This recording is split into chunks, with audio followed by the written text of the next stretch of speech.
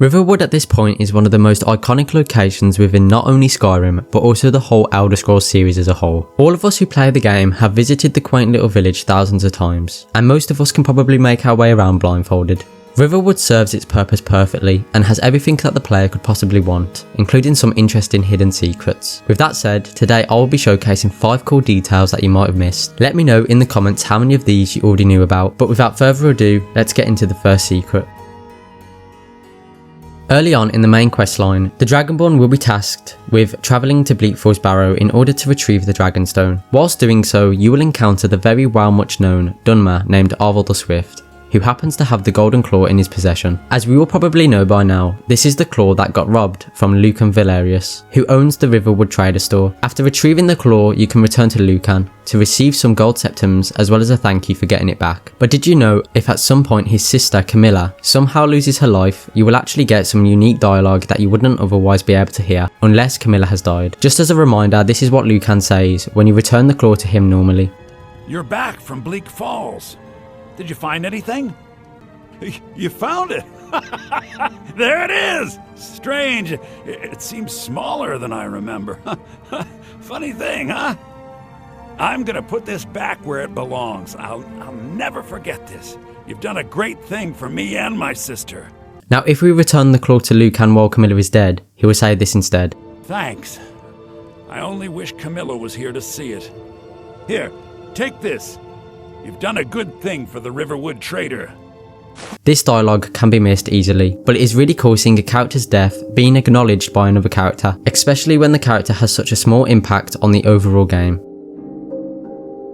Staying on the topic of the Golden Claw and the Riverwood Trader, for this next detail you will first need to do some things before you can trigger a specific random encounter. Firstly, you will need to have reached level 5. Then you will need to complete the Golden Claw quest and return it to Lucan Valerius. And finally, you will need to make your way to the most southeastern part of the map, to the city of Riften. Once there, talk to Brynjolf to complete the introduction quest to the Thieves Guild, which is called a chance arrangement. Now that these requirements have been met, whenever you travel to Riverwood, there will be a 20% chance for a thief to appear breaking into the Riverwood Trader, but this will only happen between 10 PM and 4 AM. For some odd reason, the thief doesn't actually break in, but instead he will get attacked by the White One guards if they are in Riverwood. If they aren't there, then he'll just stand outside of the front door. Of course, you can eliminate the thief with no actual consequences, and you can even take the items that he had previously stolen. So that is pretty much the detail. However, according to the Elder Scrolls wiki, it says in the trivia section of the Riverwood page, if the Golden Claw is given back to Lucan, there is a chance that 2 thieves will appear to attempt to steal it back. If the thieves are killed, Lucan will thank the Dragonborn. I have tried for a few hours to try get the 2 thieves to appear, but I have only ever managed to encounter the 1 thief. Even after searching online, I cannot find any footage of this. So if anyone watching has encountered this, then please let me know in the comments. For this next small detail, you will need to get up to the point where again, you have met up with Farengar, travelled to Bleakfall's Barrow and found the Dragonstone. Now usually when you return to Dragon's Reach to give the stone to the court wizard, you will see a woman in leather armour. Of course by now most of us will know that this is Delphine, a Breton woman who is one of the owners of the Sleeping Giant Inn. Usually when speaking to Delphine you can rent a room with no problem. But did you know if you go to the Sleeping Giant Inn and try rent a room whilst Delphine is at Dragon's Reach, you'll get some unique dialogue referring to it. All you need to do is make your way to the Sleeping Giant Inn after you get the objective to deliver the Dragonstone to Farengar. Once there, speak to Orgnar and you can ask him where is the innkeeper, which he will answer with, "Out. She owns the place. She does what she wants. Inn's closed. Bar's still open though. Feel free to sit and put your head down on the table for as long as you like. I won't bother you." Again, I really love small attention to detail, so this is something I really enjoy listening to, and I don't think many players will get the chance to listen to this, as I feel like most players won't even think about going to the inn, but instead would just go straight to the quest marker.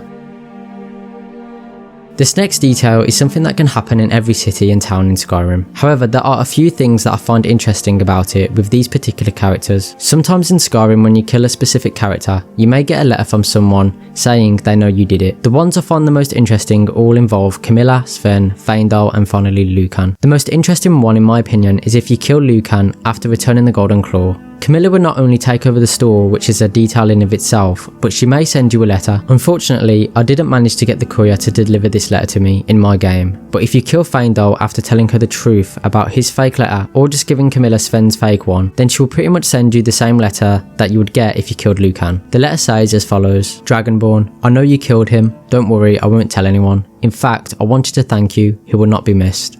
Camilla Valerius. I find this extremely interesting, as it seems like she doesn't even care that her own brother has died. Even though Lucan can be sometimes not the nicest towards her, I would still think that she would still care a bit. The impression I get from this is that Camilla is a sly person who secretly wants to push forward her own goals at any cost. In Skyrim, there are 23 children that can be adopted, but did you know that the 2 children in Riverwood, them being Frodnar and Dorothy, can be adopted? Pretty much in order to be able to adopt them, you will first need to kill Grelod the Kind by completing the quest Innocence Lost, which can be started by talking to Aventus Aretino in Wilhelm. You would then need to wait for the courier to deliver you a letter from Constance Michelle about being able to adopt children from Honor Hall Orphanage. You would then of course need to have a house with the children room upgrade. Then you simply need to kill both of the parents of the child you want to adopt. For example, you would need to eliminate both Alvor and Sigrid if you want to adopt Dorothy. She would then be sent to the orphanage, and from there you will be able to adopt her. I have a feeling that Dorothy is probably one of the least adopted children in the game, considering Alvor is an important merchant within the game and is extremely useful. But with that said, that's the end of the video. If you know any other details, then please let me know in the comments. Thank you for watching, please consider subscribing, and I'll hopefully see you in the next video.